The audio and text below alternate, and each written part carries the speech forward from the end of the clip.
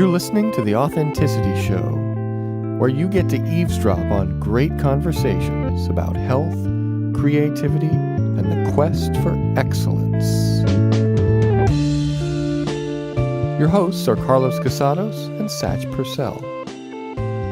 This episode is about dreams, the art of dreams, the science of dreams, the mythology of dreams, and the experience of dreams in childhood and adulthood, ancient times and modern.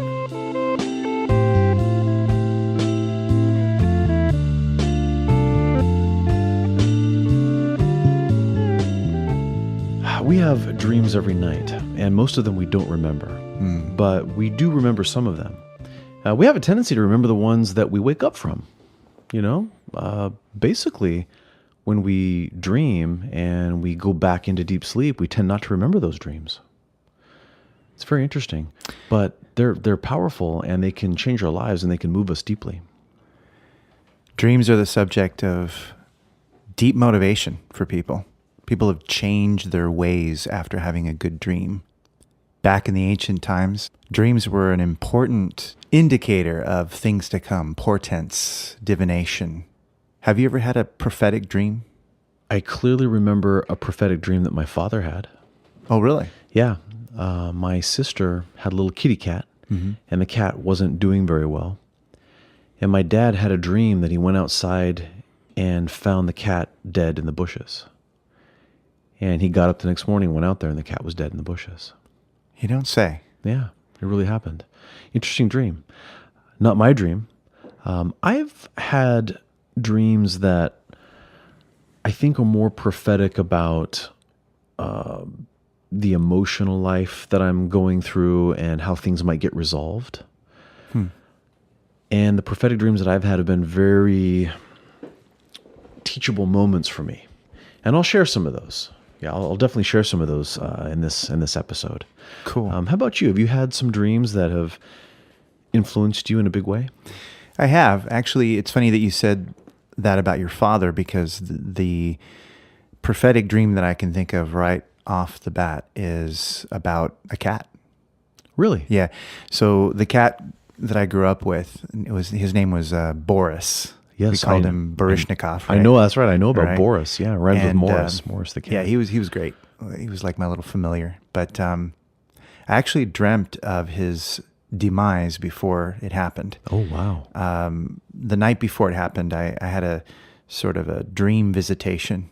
And there were these, in the dream, I was in my kitchen, and the window that led to the outside suddenly became a portal to another world. And interesting. It was like a dark forest, I would say, like a gray dark forest. And these wolves jumped out, very large, like dire wolf size, wolves. Okay. And they all jumped into the room where I was, and it's as though they were trying to tell me that I had to join them, join their forces of evil, kind of join the dark side kind of thing. And I didn't want to. So because I was resisting, one of them, the leader, transformed himself into a puppy and put kind of a haze over my thinking. And for a moment, I forgot that they were demons. And I was cuddling with this little puppy, and suddenly I remembered, oh, wait a minute. This doesn't feel right. And in that moment, the puppy's eyes became wise. It's like they went from being soft, gentle puppy eyes to clever, cunning eyes.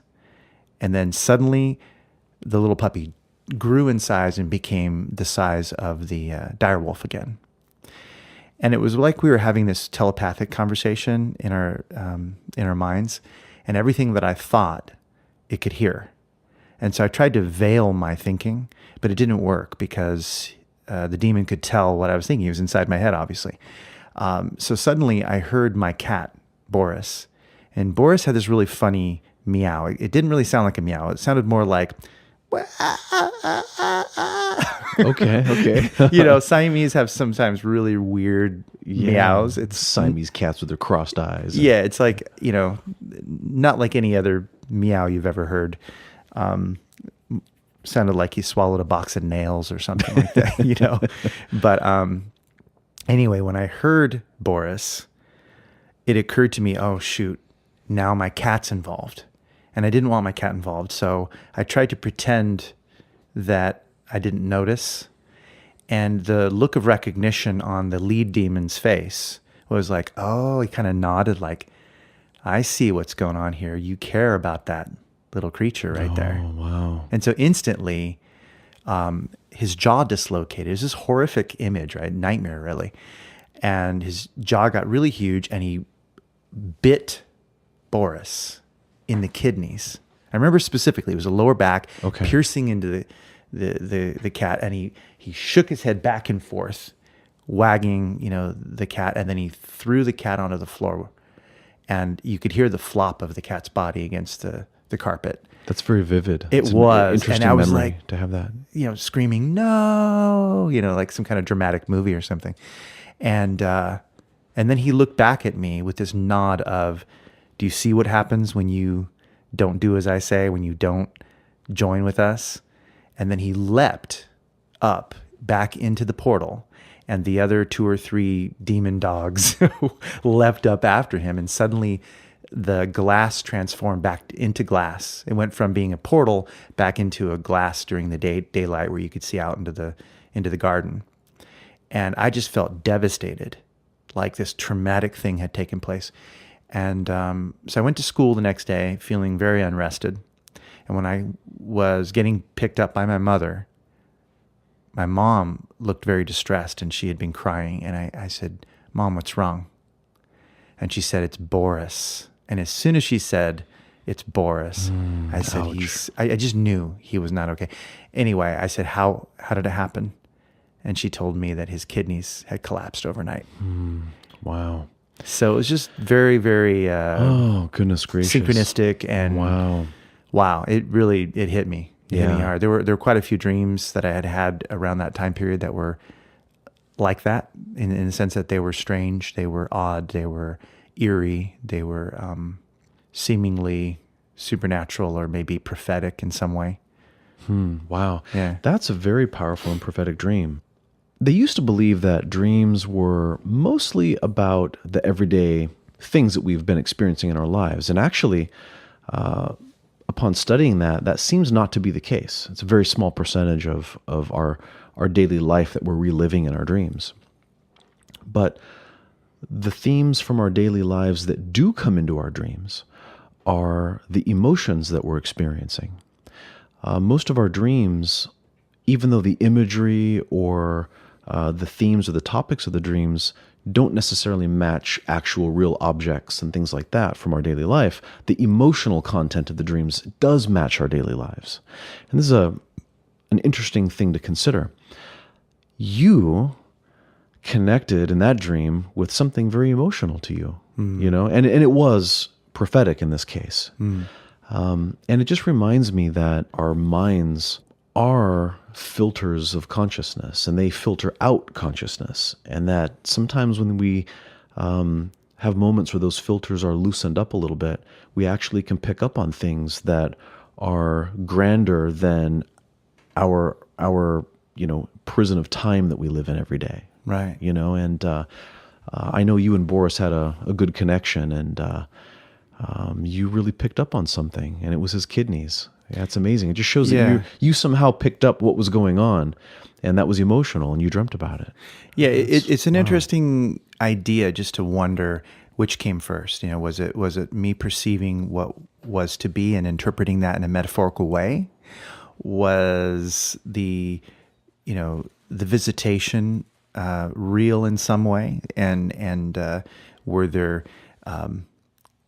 beings interacting through the imagery of my mind at some level, and then the action that they took of biting, did it actually have a physical effect? I mean, this is a discussion about magic almost, and dreams, besides being the subject of a modern scientific inquiry and a curiosity for most people, also have a long tradition of being woven into magic and spirituality and things like that. And I wonder if there isn't something that has to do with the way we filter reality through our dreams and that there may be these different levels of awareness that can be connected through the dream. And what I mean by that is that maybe not all dreams are the same.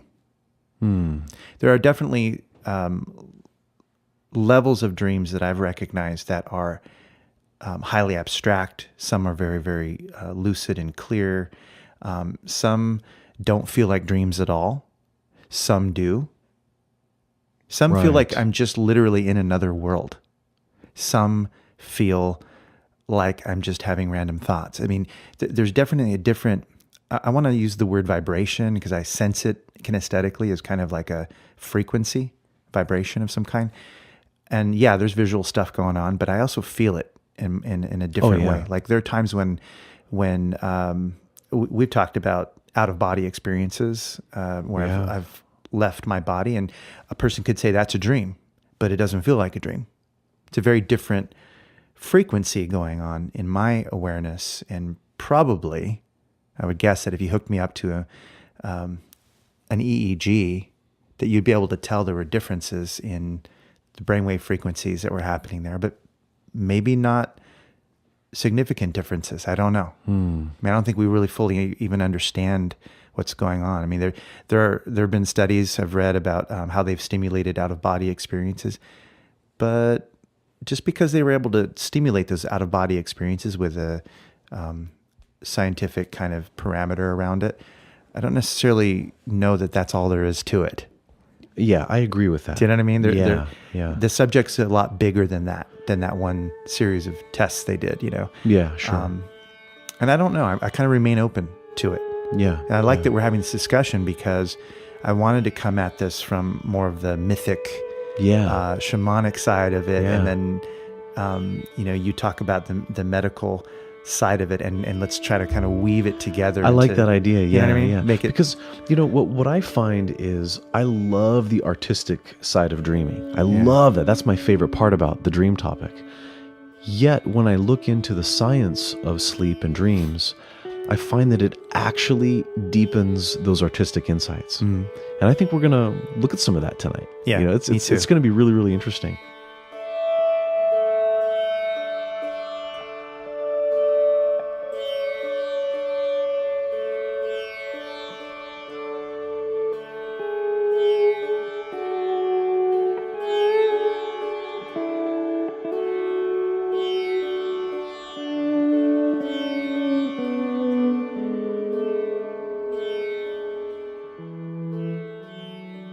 Yeah, speaking of you're looking at sleep more of an artful way, or of a shamanic way, I have really been influenced a lot in the way I view dreams by the writings of Thomas More. Oh, yeah. And Thomas More wrote a great book called Care of the Soul. He's written many wonderful books. Yeah. Conviviality. Yeah, I really enjoy his writings. Beautiful book. And some of his perspectives on dreams have helped me understand dreams and have influenced me to explore new territory with how I look at dreams. And one of the things that Thomas More says, and I love this, is that dreams are the mythology of the soul. And it's such a beautiful concept because mythology, I mean, if you just look at what myths are, they're stories, right? But they're not just regular old stories. They're stories that have lessons, and there's stories that speak to archetypes inside of us, and myths and mythology, they're powerful stories. They have something to say. And if dreams really are the mythology of the soul, then we need to look at the stories that our dreams are presenting to us. Definitely. And we need to look at them as art, and again, another thing that Thomas More says is to view your dreams as though they were a painting. And he likes to get away from this idea of trying to just immediately interpret your dream. You hear a dream and you want to crack the code and talk about what it means, when really maybe you can get just as much, if not more, from that dream by looking at it as a piece of art, and how you can appreciate a painting in different ways at different phases in your life. And based upon new information that you gain in your life's experience, how a painting might take on a different meaning. I remember one time I was at the Metropolitan Museum of Art in New York, and I was with a few guys that understood art pretty well, and I did not at that time at all. And I was not appreciating some of the Monets and the Van Goghs and the things like that they had there. And I was looking at some of those like, really? Come on, it just looks like, little kids' paintings. Then, years later, after I had taken a fine arts course, I had a real different appreciation for those paintings. Right. And I looked back at my experience at that museum, and I had to laugh at myself. Like, I went in with these preconceived ideas, these notions that this wasn't real art. And now I've been given this new information, and now I regret that I didn't appreciate those pieces of art that were staring me, right in the face, actually in front of me. And I think I've felt that way about dreams in my own life, where I've looked at a dream and it didn't seem like much, or I interpreted it a certain way, and then maybe sometime later, months later or years later, I think of that dream and I go, oh, now I see what that dream was saying. Or at least at that time in my life, I can see more about what it was saying and what it meant. Well, yeah. In the pursuit of excellence in whatever category, your appreciation for subtlety increases. And so, from taking thousands of pulses, things about a pulse that you wouldn't have noticed initially, and you especially wouldn't have noticed when you just had a regular medical outlook on it. That's right. Just from having first aid. Compare that understanding to learning to diagnose from a traditional Chinese medicine standpoint and developing that skill over time. With martial arts and Tai Chi, we can tell a lot from the moment someone's arm touches us that most people have not developed the skill to recognize. That's right. I mean, I can tell the moment someone touches me kind of where their main balance point and strength is. Take that times, some large number and imagine our teacher. Yes, who feels right. that so clearly and so succinctly. It's like right away, as soon as he gets that touch. I mean, sometimes even before you even touch him, right? Or we've talked about Tom Brown, the guy who can track an animal across solid rock and tell you which direction and how long ago and how fast they were running and what type of animal. And it's invisible to the rest of us. Yeah. And you're literally looking with your naked eye as close as you want, and you cannot see the tracks. And he can point them all out and take you right to the animal. That's right. And he does this consistently. Yeah. It's not just hearsay.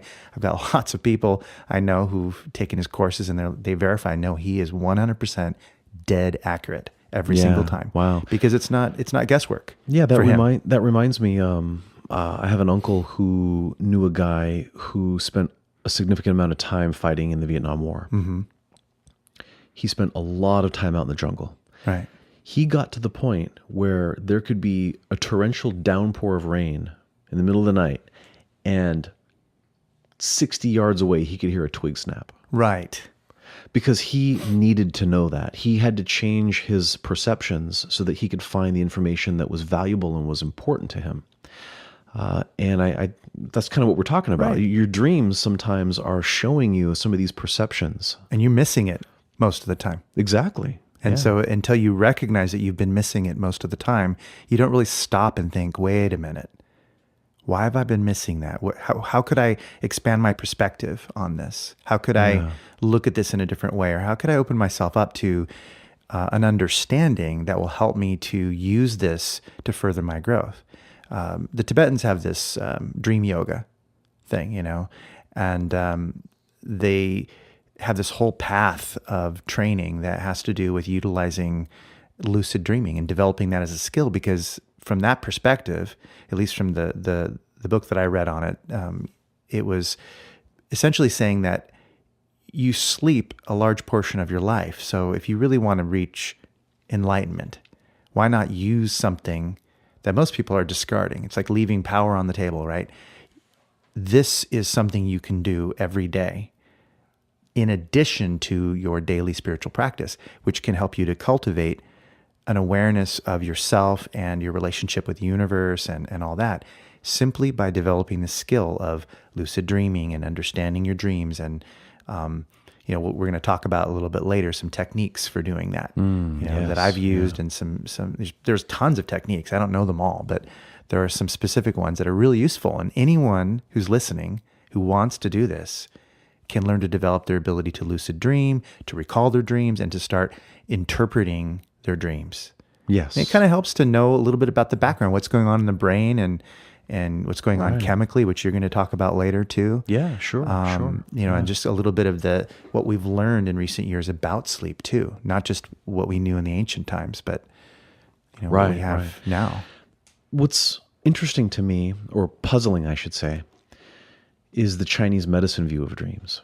And it's probably worth mentioning. Yeah. It's interesting because a Chinese medical view on anything is going to be a mixture of sort of the mythological, spiritual side mixed with a medical side. And it's kind of neat. Chinese medicine considers dreams to be very important. Right. But they don't like dreams. And when I say they don't like dreams, what I mean is they believe that you should not be having them, or at least you should not remember them. And so they often talk about dream-disturbed sleep. And it's part of the process of interviewing a new client is you want to find out about their sleep. Are they having strange dreams, bizarre dreams, upsetting dreams, dreams that are waking them up? And we talk about dream-disturbed sleep. And that is something that, from a Chinese medical perspective, needs to be treated. That you should not be waking up from all of these dreams. I think that Chinese medicine is not actually saying that the dreams aren't good.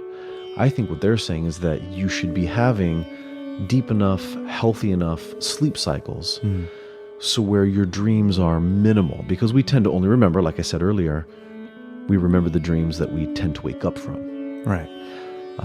Not necessarily the dreams that we had and then went back into our sleep cycle and continued to sleep. So I think that's where they're coming from. But the science on dreaming, like I said, continues to show me that the more spiritual or mythical ways of looking at dreams are legit. They really are, and there is a marriage between those two concepts.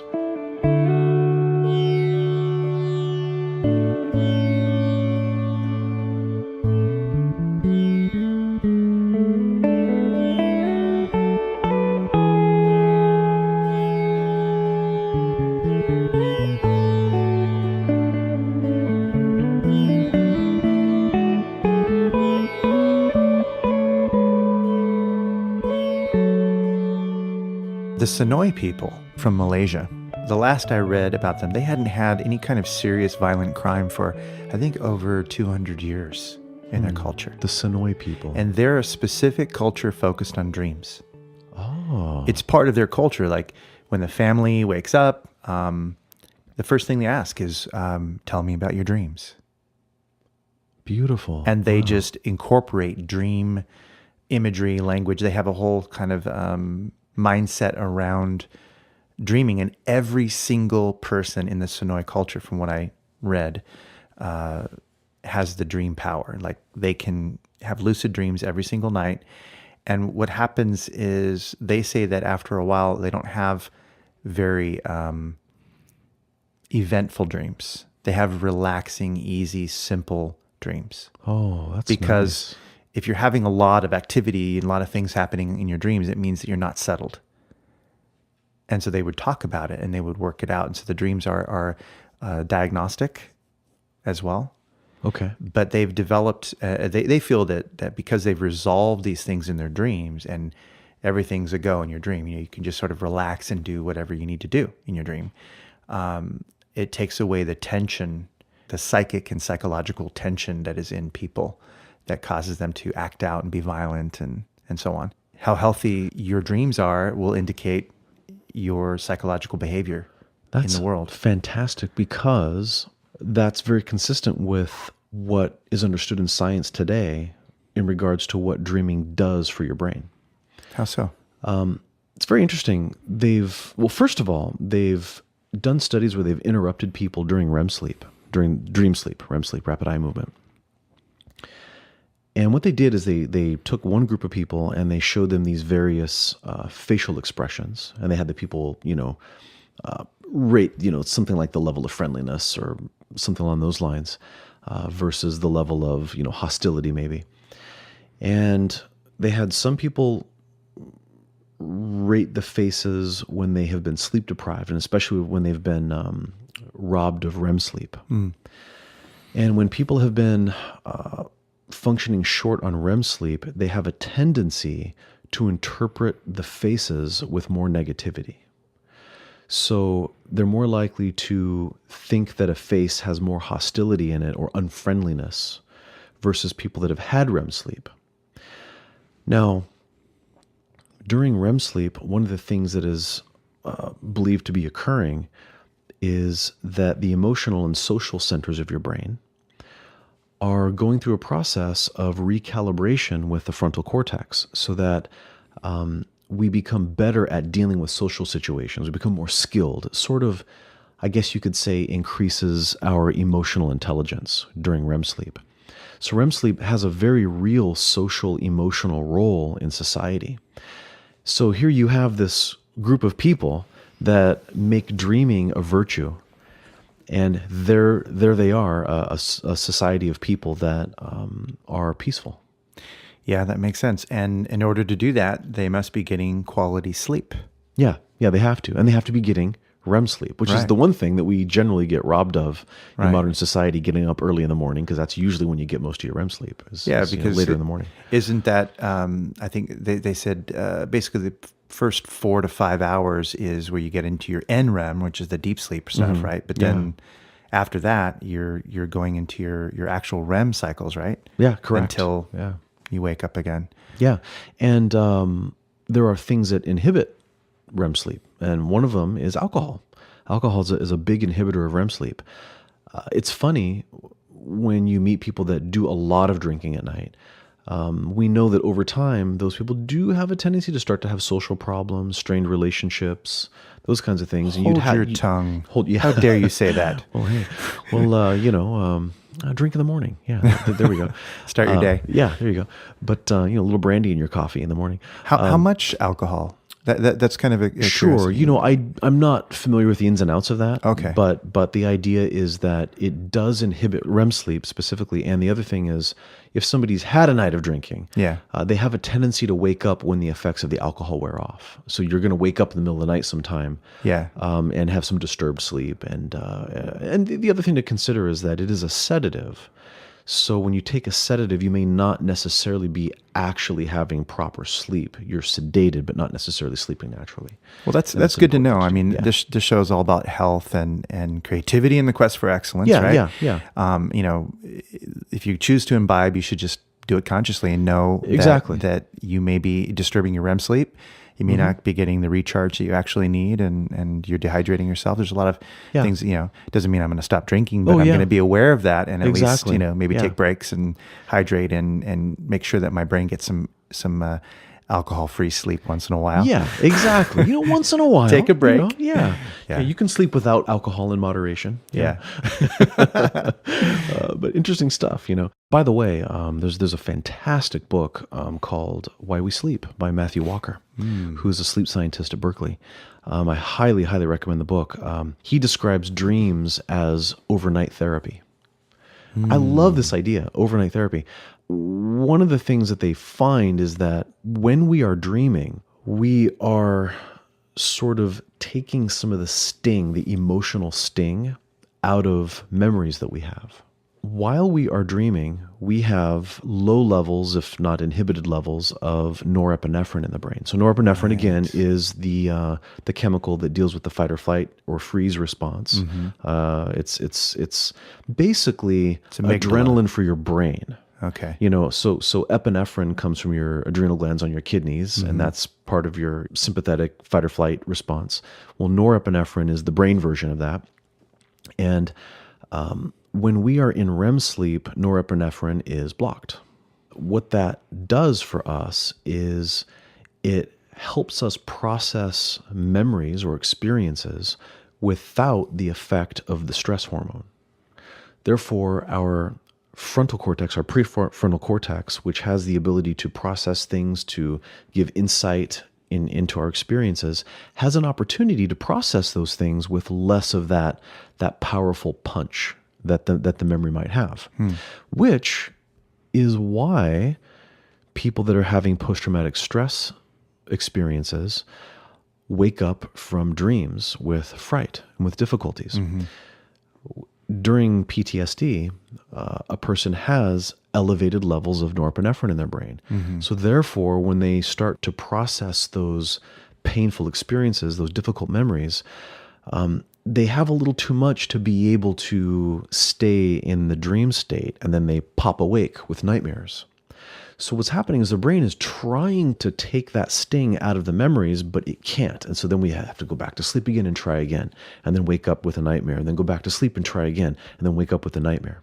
So what that points out is that the dreams themselves, like I said, they may or may not be reviewing the visual images and things of our daily life or the experience. They may or they may not, but they are certainly dealing with the emotions that are associated with difficult experiences. And then that's a really powerful thing to understand, and it's something that I think is worth honoring. Like when we wake up from a nightmare, that means that dream was really powerful, right?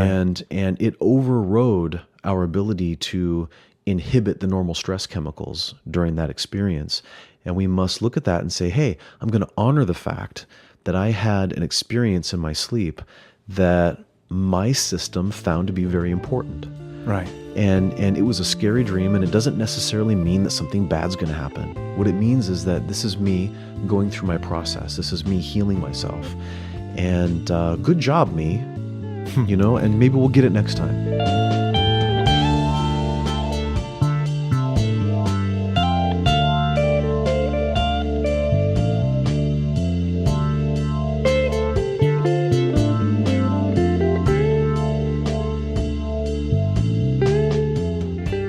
You're listening to The Authenticity Show, where you get to eavesdrop on great conversations about health, creativity, and the quest for excellence.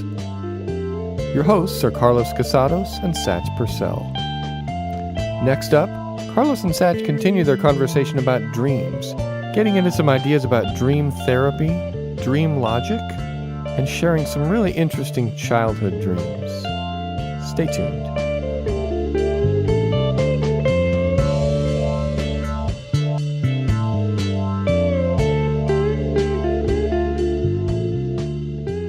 I think when you have a stressful nightmare where you imagine the worst, maybe you imagine that someone's going to harm you or they're going to betray you in some way, and you wake up and you're like, oh my gosh, I felt so real, and I felt so hurt by that in that moment, or whatever. It's okay to wake up and just acknowledge that you had that fear without attaching the meaning that it means it's going to happen. Yes. Like, in other words, you in reviewing the dream, oh my God, I dreamt that, Satch, that I turned around and you stabbed me in the back, Right, right. Not to say, oh, you're going to stab me in the back. That's my dream. I knew, because that was my subconscious, and I knew that. Instead, to be able to wake up and say, wow, I had some fear about being betrayed. Yes. That came up in my dream. Yeah. What could I learn from that right now? Or how can I heal this? By talking about it with myself, with a friend, or with you directly, how can I mend this fear that came up? Because it's a great opportunity to do that. Yeah. Because the dream helped maybe take the sting out, because it didn't actually happen. You just dreamt it. Right. But it still felt like you had a strong experience.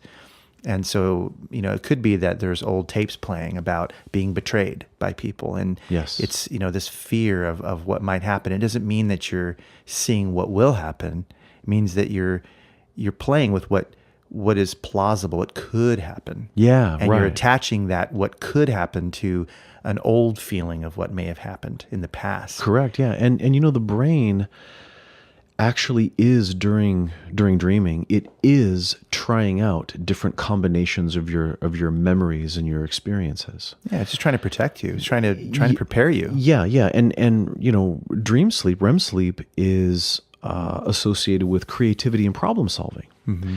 So when we're having these dreams, we have these weird, strange dreams about, I don't know why I was putting sawdust on my toast, and yet all of a sudden the sawdust is now ants, and the ants were singing me a song. We're like, none of these things make any sense in the dream, right?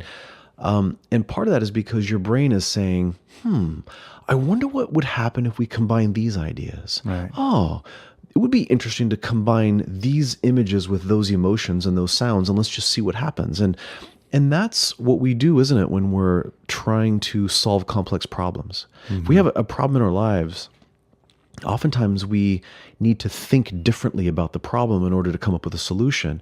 And dreams are helping us do that. Yeah. They're giving us those interesting combinations. There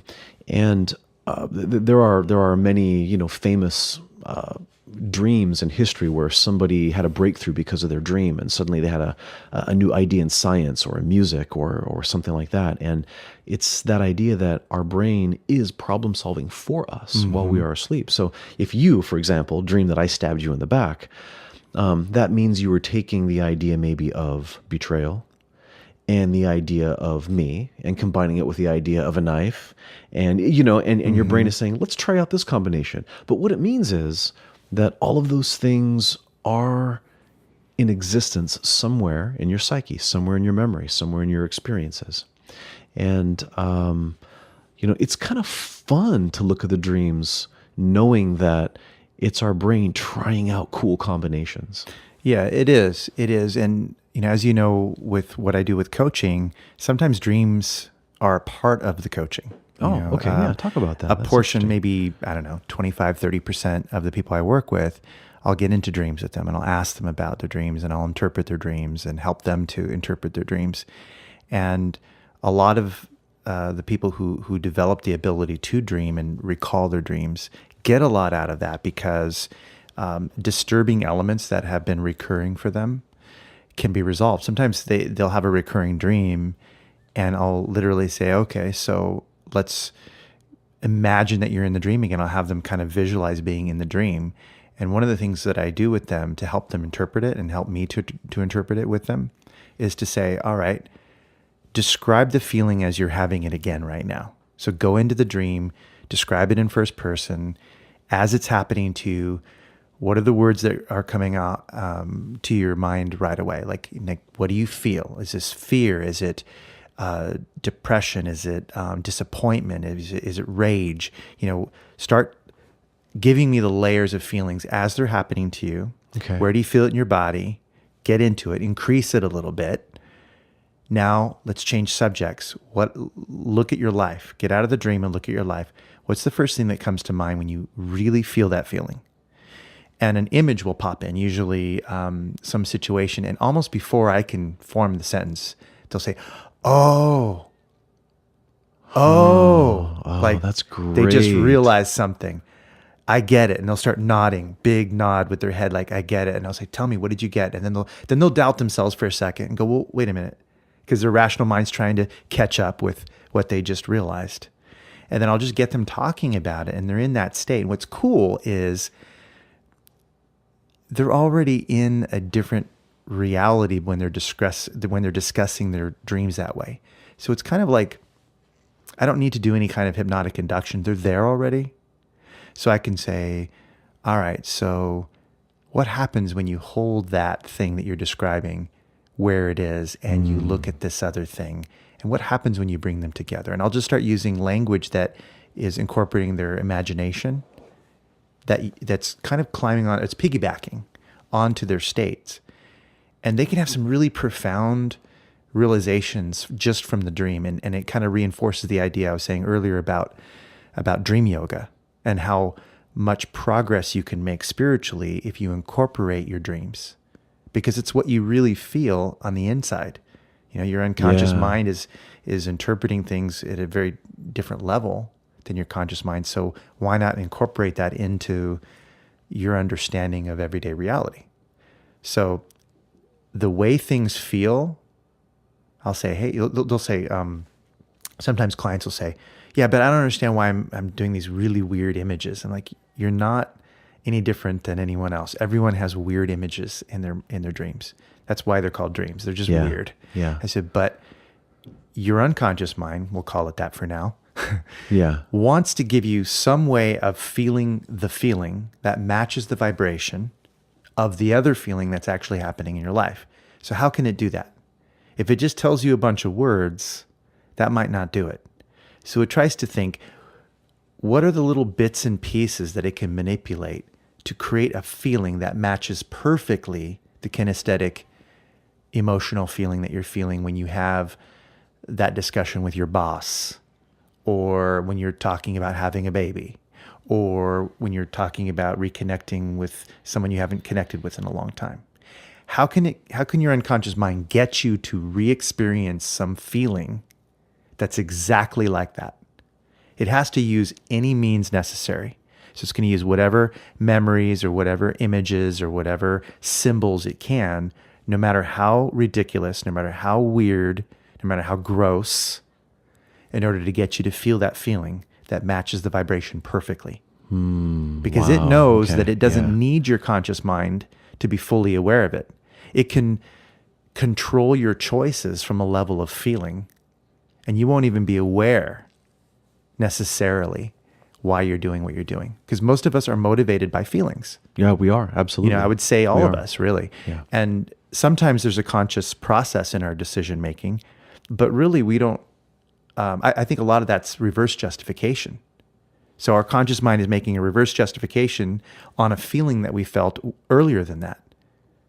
Your gut's telling you something, and you're acting on it, and you're finding a rational reason why that's true. But really, it was the feeling inside that told you. Yeah, you're right. And this reminds me of the experience that most of us have had at some point, where you have a dream about something, and then you wake up. Here's a classic one that every guy's had, right?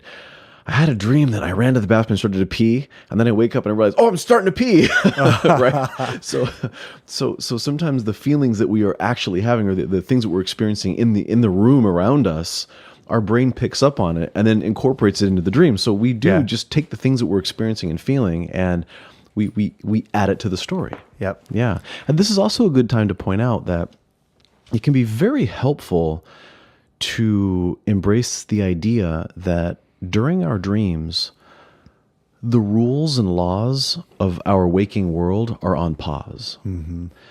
Morals don't really exist in our dreams. Right. You know what I mean?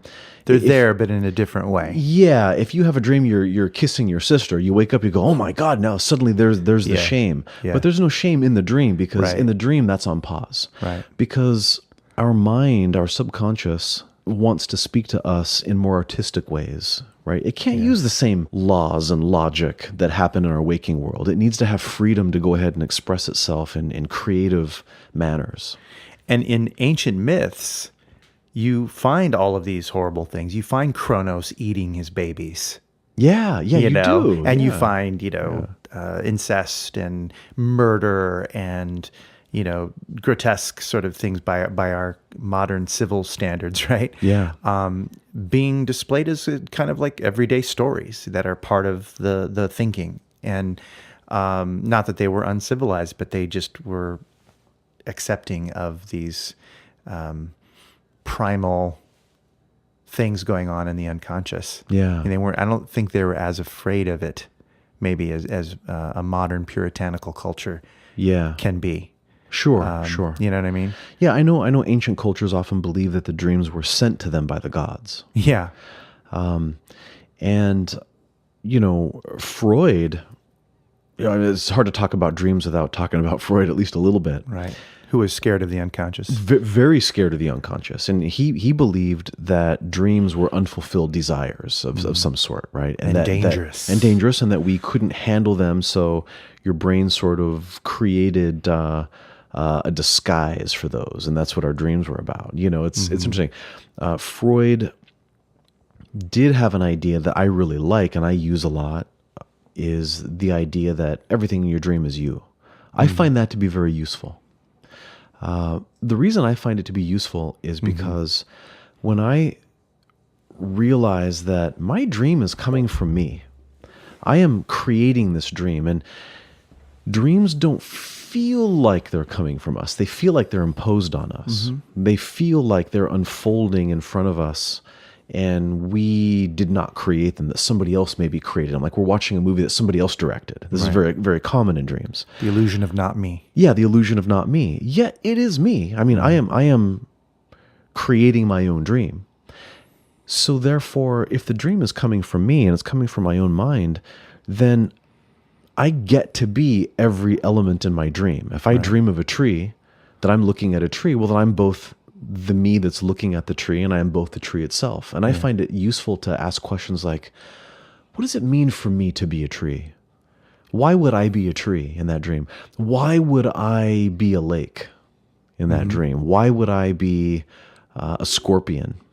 That's useful. It is useful. It's another element to add to our appreciation of our dreams. Right. It's practical application of the philosophy behind it. And I've held an opinion in my own life that's been very helpful. It's just sort of like a philosophical positioning that I will believe whatever I need to believe in order to achieve whatever it is I need to achieve. And that is, of course, guided by my instincts and by my morals and ethics and all that stuff. I have an ethos, right, that I follow. It changes, of course, but there are certain key elements to it that are coming from my conscience. And it's useful to say, what if I looked at my dream as everything is me?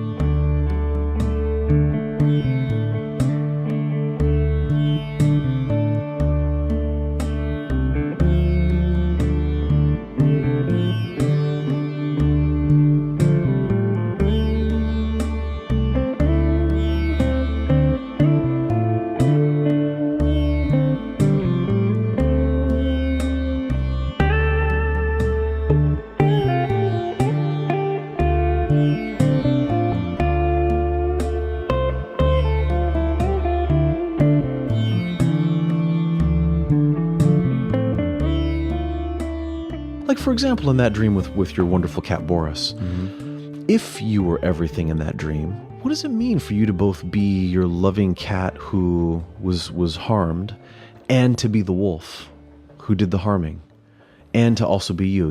It's a fun thing to look at, or at least could be eye-opening to look at that. I had an animal dream about my cat too. Yeah? Yeah? Can I share this dream? Oh, yeah. We're on cat dreams now. I also have a wolf dream. So let me tell you my cat dream. Nice. Okay, so my wonderful cat, Marley, I loved this cat. I got him when I was 15 years old, and he passed away when I was 30. So I had him for half my life by the time he died. Wow. Marley,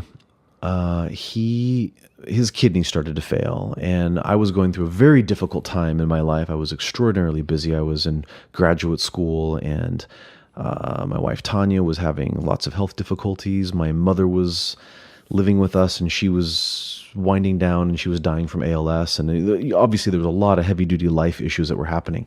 And Marley got sick, and I had to take him to the all-night vet, and we ended up having to put him down. And I always had some guilt because I didn't stay with him when they put him down. I always carried that guilt, and it really bothered me. When I was doing my first Vipassana meditation retreat, my dreams became very vivid. And I am not normally a vivid dreamer. I will have some vivid dreams, but the dreams I had during Vipassana were high definition in living color. Wow. I mean, they were very intense. And I had this dream that I was at work, and I was talking to some members of the San Diego Chargers. For some reason, they were at my work, and I was talking to these players. And I heard a scratching at the door, and I woke up from my dream, and I got out of my little bed that was there at the Vipassana Center, and I opened the door, and my cat Marley walked in. Now, I knew in my dream that I didn't think I was dreaming. I thought I had a dream, and I woke up from the dream, and I opened the door, and my cat comes in who's supposed to be dead. And I was puzzled.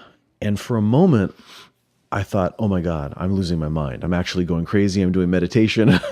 This is it, And I remember thinking in my mind, how's Tanya going to get home? Because I'm going to end up at the psych ward, right? And then my body twisted, and I had this vibration and this powerful sound, and I woke up in bed. And so I realized it was a dream within a dream.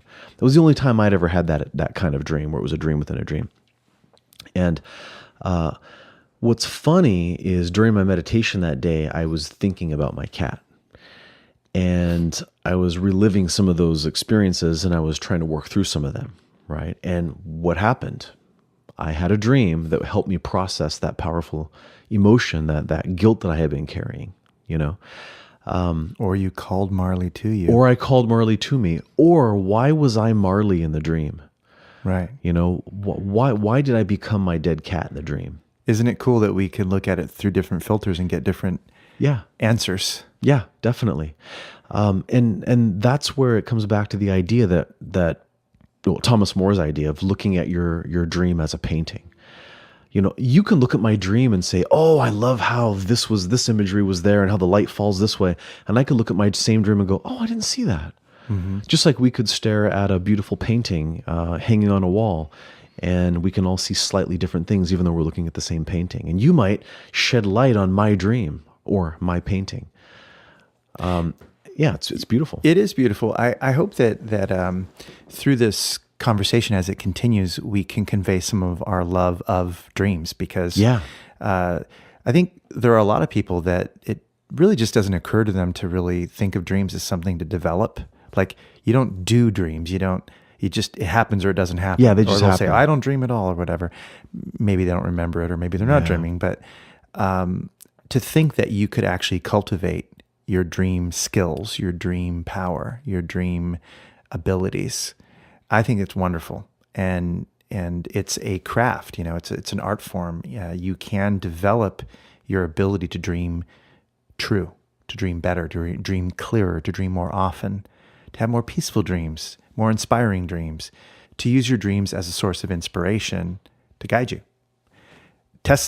Nikola Tesla, discovered things with his dreams. He didn't have, he was brilliant, of course, but he didn't have the same level of education that others did in his category. But he was able to piece together things in his unconscious mind because he had this great, amazing chalkboard in his unconscious mind, that when he would go into his lucid states, he would be able to manipulate ideas and equations and concepts in a different way, utilizing synesthesia, right? The different sensory systems, kinesthetic, visual, auditory, and he could build this sort of dream world in a way. And he created a lot of the patents that ended up being patented through his dreams. According to his own description of what was going on, he would dream these things. And we know about Einstein's dream, where he fell into a lucid experience of a dream, and he was able to have insight about the equation, the famous equation, the equation, in his lucid state. Yeah, great stuff. The Beatles wrote some songs that came from dreams. Paul McCartney and John Lennon both wrote songs that came from dreams. What's a significant dream that do you recall one of them that they dreamt? Yeah, John Lennon has a song, I believe it's called Number 9 Dream. Well, yeah, and the Moody Blues, their religion is Ekankar, which is all about training the mind to go into lucid dreaming and to leave the body, to travel in the astral body, right? To have these different experiences. So I wouldn't be surprised if a lot of their songs were stimulated by these dream and astral body experiences that they were focused on. Sure, yeah. The periodic table, the chemistry elements, that organization was inspired by a dream as well. Was it? So, yeah. So the dreams, really are giving us creativity and really are giving us better abilities to solve problems and to make connections that we maybe don't see when we're in the world of logic. And that's one of the interesting things that, coming back to Thomas More, one of the interesting things that he says is that, we often don't bring enough creativity to our problems. Isn't that true? Yeah, we're trying to use, logic to solve a lot of our everyday problems.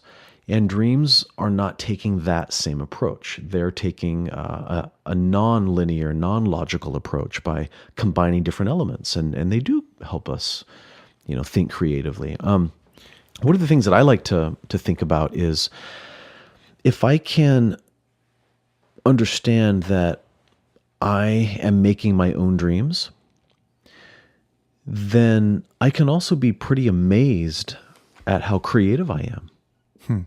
As surprising as that dream might be, I made that dream.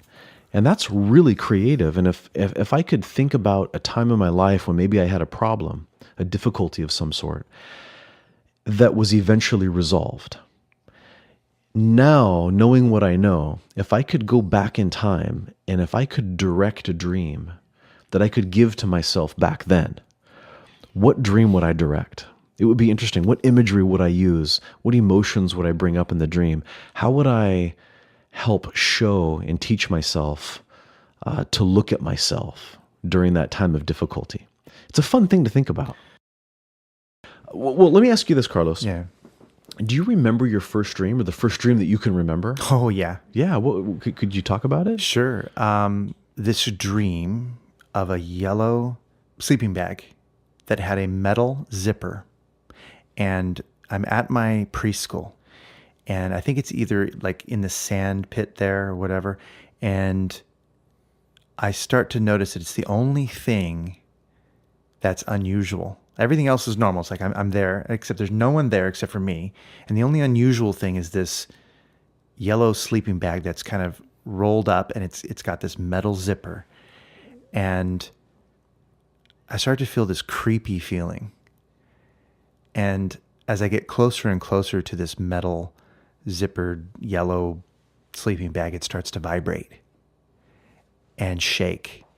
And then I hear this growl sound, like this.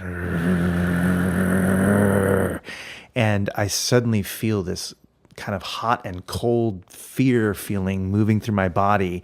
And it's like this zipper starts unzipping and it starts shaking, like there's something inside this yellow sleeping bag that's going to come out. And then I wake up.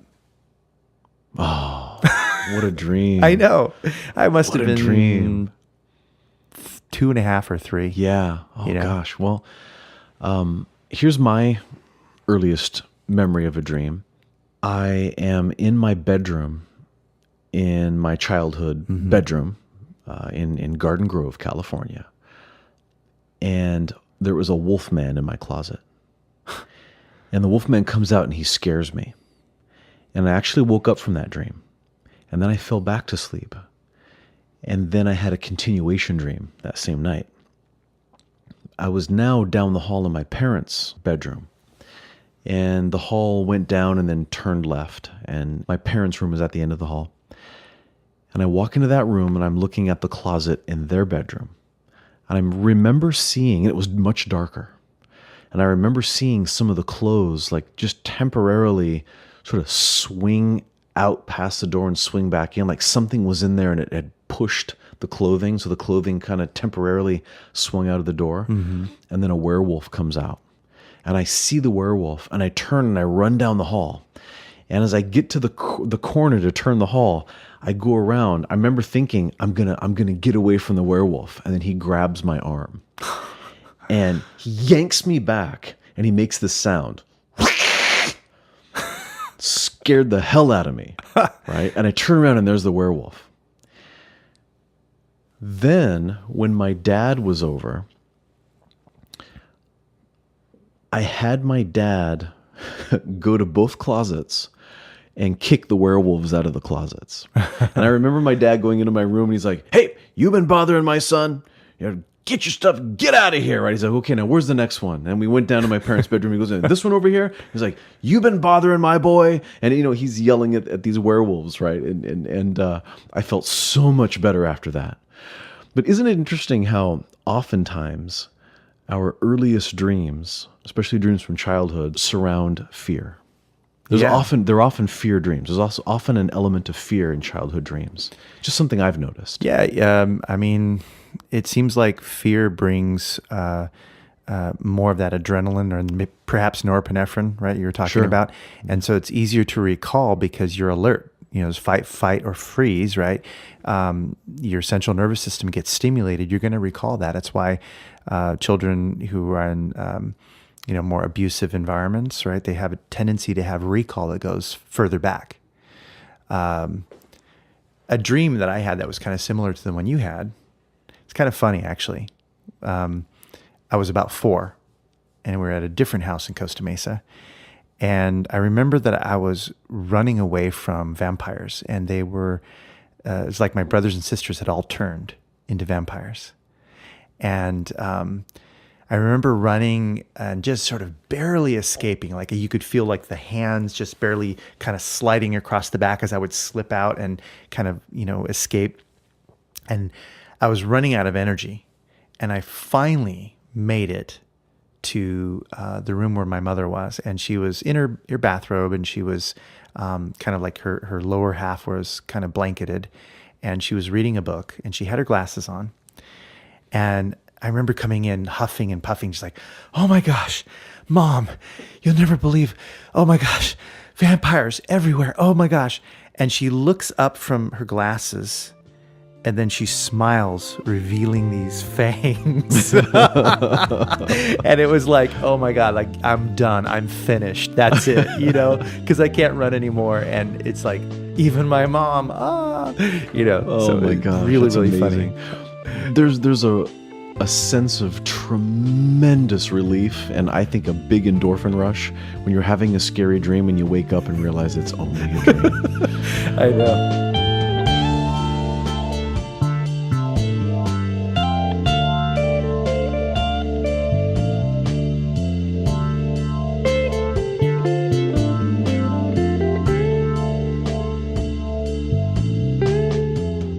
You're listening to The Authenticity Show, where you get to eavesdrop on great conversations about health, creativity, and the quest for excellence. Your hosts are Carlos Casados and Satch Purcell. In this final segment, Carlos and Satch discuss techniques for developing dream recall and lucid dreaming. Some very practical skills here. You're going to want to listen to this.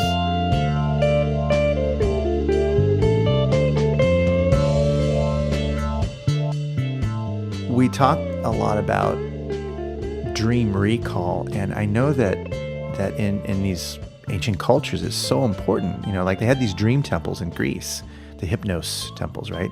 Hypnos being the god of sleep, right?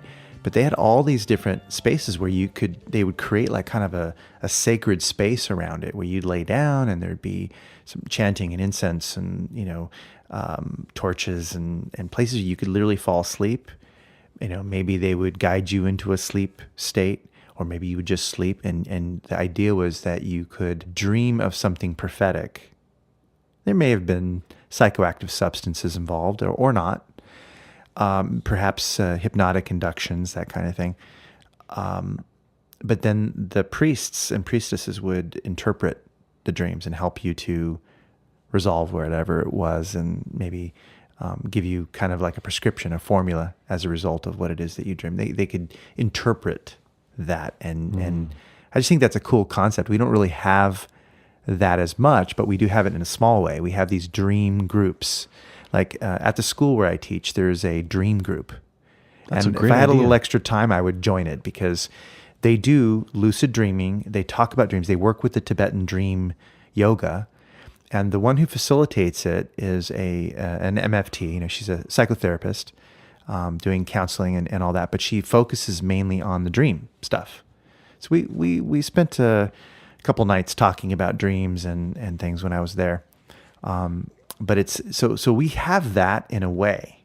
We don't quite have the dream temples like they used to have, but there are groups in every major city that have people who get together and they'll even act out the dreams together. Like one of the ways to resolve dreams is to have people embody the characters in the dream, the physical positions of where they are, and then when you act out the dream again, you can resolve whatever it was in the dream that wasn't resolved. You can resolve in the present tense when you act it out. That's great. So you assign someone to be the role of the monster, the role of the lover, the role of the and you just act it out for each other. Okay. And it can be a very profound psychodrama to allow you to work out your stuff. Okay. It's kind of, there are these psychological dream workshops where you do that kind of thing. That exists. That's great. That's a wonderful thing. Definitely when you talk about dreams, when you start to want to experience dreams, when you begin to look at the value of dreams, you actually start to have more dreams and more vibrant dreams and more vivid dreams. That's been my experience, at least. Yeah, we should talk about how someone would increase their ability to dream and develop their lucid dreaming. Yeah, and I think step one is just making a decision that that's something that you want to do. Because now that is now part of your experience. Your brain now knows this. Got to know why. Why am I doing want this? to start connecting with my dreams, because your dreams are showing you parts of yourself, and it's good to know who you are. It's really good to do that, and to decide ahead of time that you're going to pay attention to your dreams. You're going to listen to them, and you're going to look for what the dream is trying to show you. And just that decision alone is a really good starting point. Yeah, it's honoring your deep mind, saying, hey, I value what you have to say. And when you show appreciation, gratitude, and value, you're going to get more communication from that deep mind. So people say, oh, I don't know, I'm not very intuitive or whatever it is. Well, nonsense. Start listening. Pull the wool from your ears, and open up, because, when you start to appreciate your deep mind, your unconscious mind, your subconscious, whatever you want to call it, and say, I want to hear what you have to say. I want to know what you think. You start to develop a relationship with your deep mind and your real feelings. You start to listen. You start to gain appreciation. Absolutely. So that's big. Yeah, that's big. It is. It is. And the decision of knowing why this is important. Yeah. Another thing that has helped me with dreams is to intentionally submit things to my subconscious for assistance. Right. Maybe there's an issue in my life. Maybe there's something that I have a desire to know more about. I'll say, I'm going to now submit this to my subconscious. So it can start working on this to help me see this better, understand this better, whatever it might be. And that often, not always, but that often ends up leading to an insightful dream. Yeah, we've heard the term sleep on it. Yeah, exactly. Let me sleep on it. Right, let me sleep on it. Yeah. And that the idea, you get this image of kind of putting something under your pillow. Yeah, exactly. There are rituals in which you make a dream satchel, and you put various herbs and intentions and maybe write little symbols and things like that represent what it is you're seeking to dream about, and you place it under your pillow.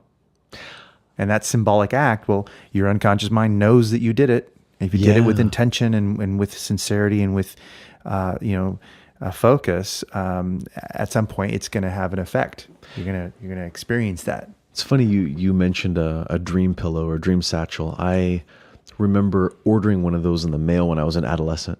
Oh yeah.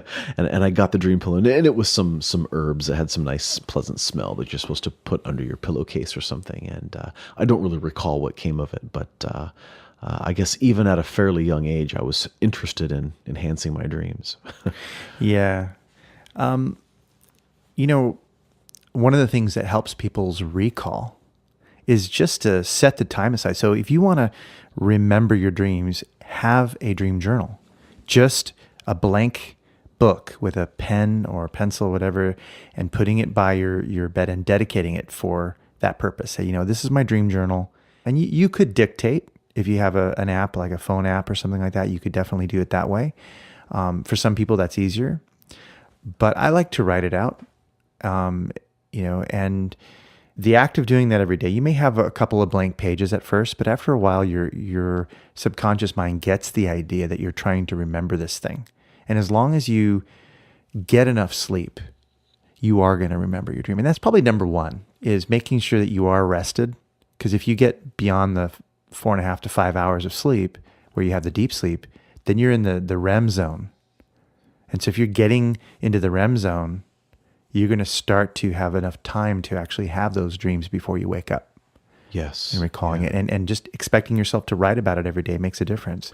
Yeah, in the book I mentioned earlier, Why We Sleep, there's a great story about Thomas Edison.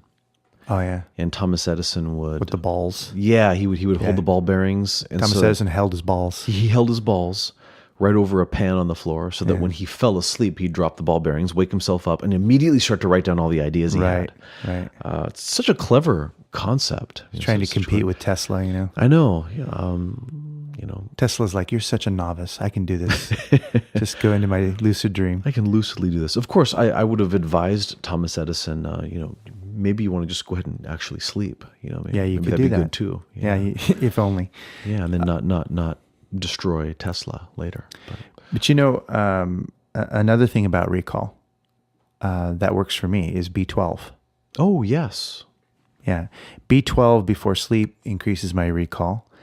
And there's also another one that I've heard good things about. It's called Huperzine A, Chinese club moss. Chinese club moss. It's generally thought of as a cognitive enhancer for memory and things like that. And it's in a lot of nootropic formulas. But it's used a lot for dreams too. And then there's another herb. I think it's a South American herb. It's called Calea zacatahichi. Don't ask me to spell that. But Calea zacatahichi is called the dream herb. And I originally first experimented with that back in the days of, there was a company called ... ofthejungle.com. And it was a small shamanic herbal company that was located in Sebastopol, California, which is up north. And they had a lot of legally accessible shamanic herbs, and that was one of them that was traditionally used to enhance dreams and dream recall. So I used to work with that a lot. Oh, yeah. There are quite a few things. Kava. Well, I know kava has a tendency to be a sort of a de-stressing herb. Mm-hmm. So maybe there's some relationship there. Of certain relaxing and having nice dreams. In Ayurvedic medicine, jadamansi, which is the herb that kind of smells a little bit and feels a little bit like valerian root, except it's not as heavy. It's not as tamasic. It's the essential oil can be rubbed into the soles of the feet, and you can absorb it that way. And just the aroma of it can cause you to improve your dreams. It can be a little heavy in some cases, but it's one of those things that people will do to improve dream recall. Nice. And work with that. I've had enhanced dreams taking a Chinese herb formula called Swanzarentong. Oh, yeah. It's Fructus ziziphus seeds, jujube seeds. It's actually a formula. It has a handful of other ingredients in it. But that formula specifically has caused me to have dreams. Nice. Swanzarentong. Another thing is to just simply soak your feet in hot water before you go to bed. And this really does something from two different perspectives. From a Chinese medicine perspective, we say that it causes your yang qi to descend back down towards your lower body. And that helps you fall asleep. From a biomedical perspective, when you take a hot bath, a jacuzzi, or when you heat up your feet or your hands, you start to dump heat out of your palms, and that actually starts to cool off your core. And cooling off your core body temperature is associated with better sleep quality. So you're cycling through your sleep better. You'll end up having an overall better quality of sleep, which certainly would promote dreams. Well, that matches with the French sleep studies that were saying that basically your body sleeps well. You stay in REM longer and you sleep more restfully when you're at a temperature that's roughly 65 to 68. Yes, I've heard that. So basically, too. We're like bottles of wine. Yeah, in a wine cellar. That's wine cellar temperature. Yeah, that's great. You get better sleep when you do.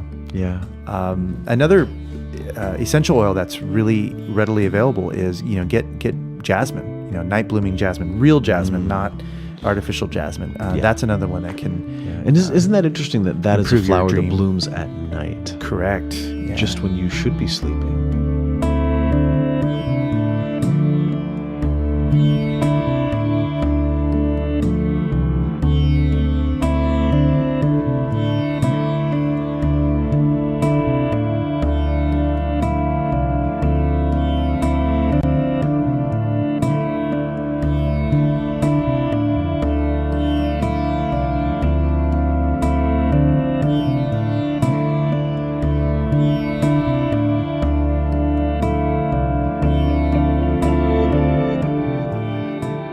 So we talked about one of the ways to improve recall is to get better sleep and to journal, and how to journal.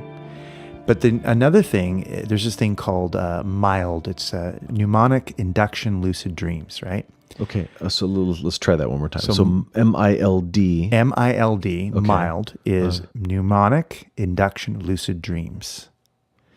So how that's done is you induce dream recall by the aforementioned. So you'll have you're journaling, you're getting restful sleep, like making sure you get enough sleep at the right time, and then there's these things called reality checks. So that's asking yourself throughout the day things like, am I dreaming right now?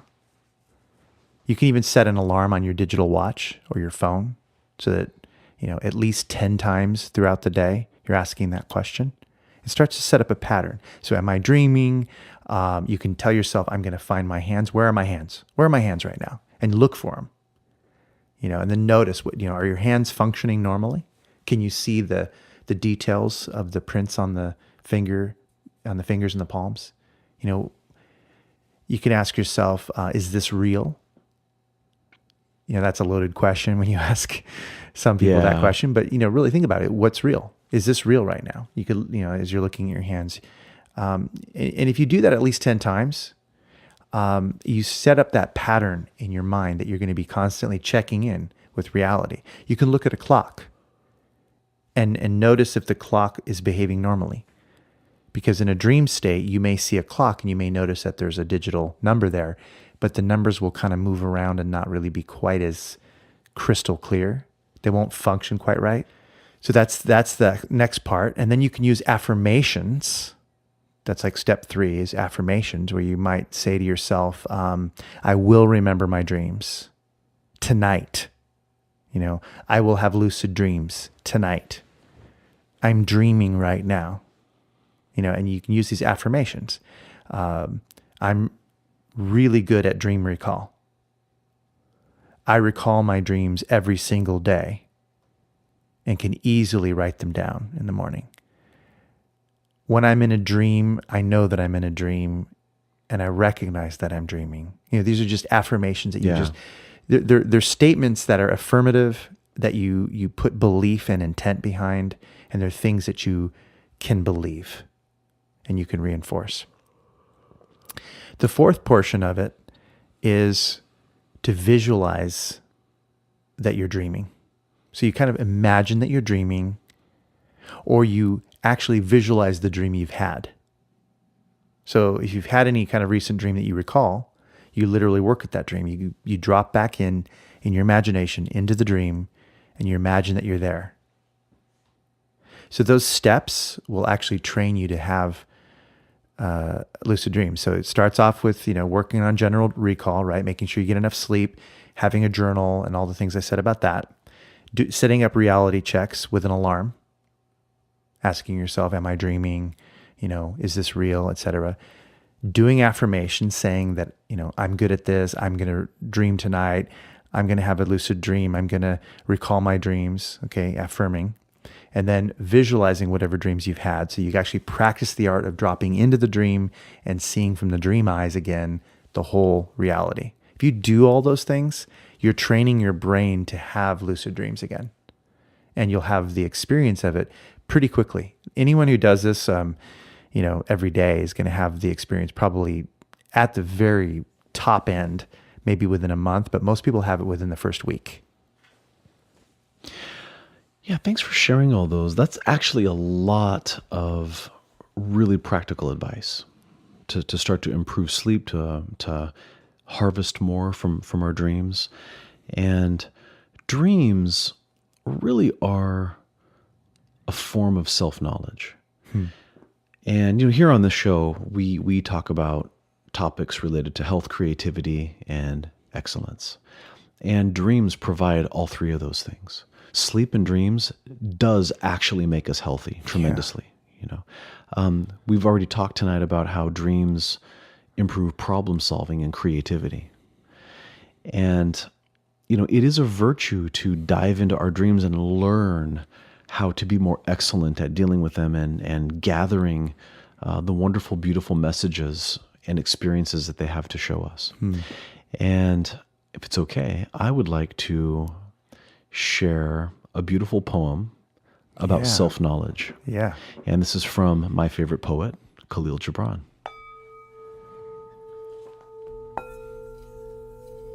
And a man said, "Speak to us of self-knowledge." And he answered, saying, "Your hearts know in silence the secrets of the days and the nights, but your ears thirst for the sound of your heart's knowledge. You would know in words that which you have always known in thought. You would touch with your fingers the naked body of your dreams.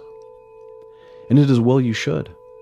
The hidden wellspring of your soul must needs rise and run murmuring to the sea, and the treasure of your infinite depths would be revealed to your eyes. But let there be no scales to weigh your unknown treasure.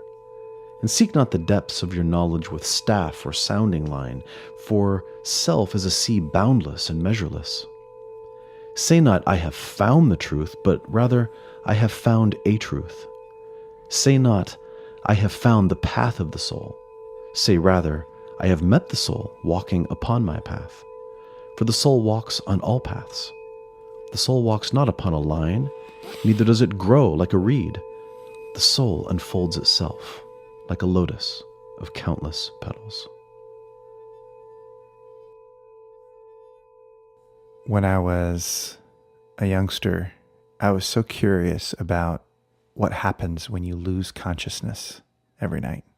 Because it seemed to me an awful shame that I would have this blank period where I didn't know what happened. And so I used to, in particular, when I used to stay at my father's house, there was this room in his studio where I slept. And it, the whole place, it kind of smelled a little bit musty and dusty, and it was an art studio. And up in the corners of the room were all these skulls. My dad had these human skulls.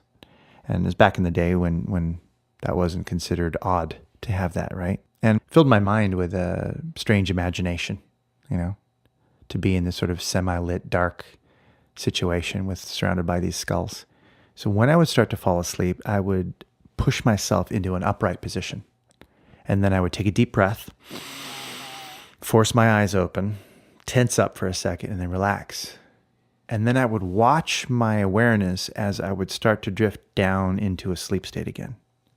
And then right at the very last edge, I would push myself up again, take another deep breath, tense my body, force my eyes open, and get my heart rate up. And then I would do it again and again and again.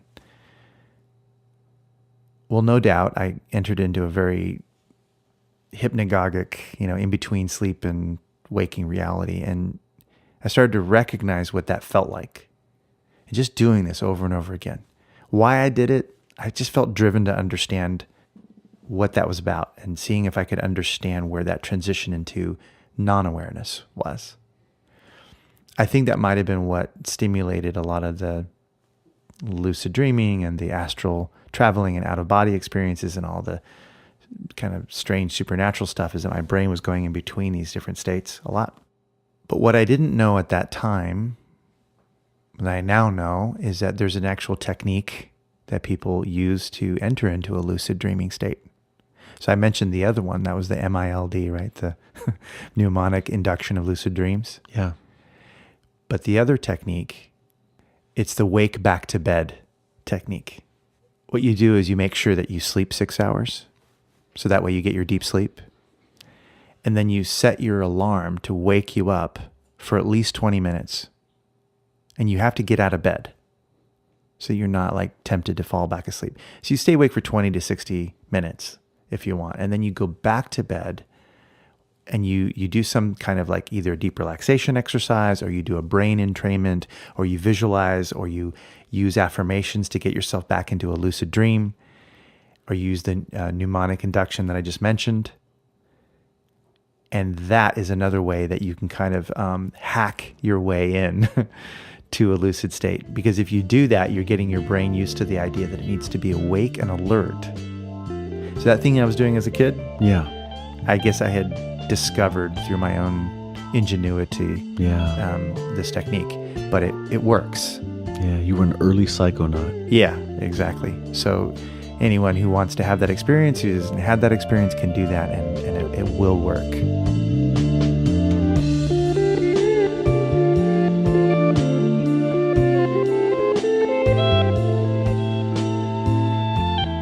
You've been listening to The Authenticity Show with your hosts, Carlos Casados and Satch Purcell. The show is produced by Oliver Althoen. Our theme music is composed by Oliver Althoen. Our featured song this week was Expansive Universe by Oliver Althoen. Don't forget to subscribe on iTunes, Stitcher, or wherever you get your podcasts. And check out our website, AuthenticityShow.com. Thanks for listening, and have an authentic day.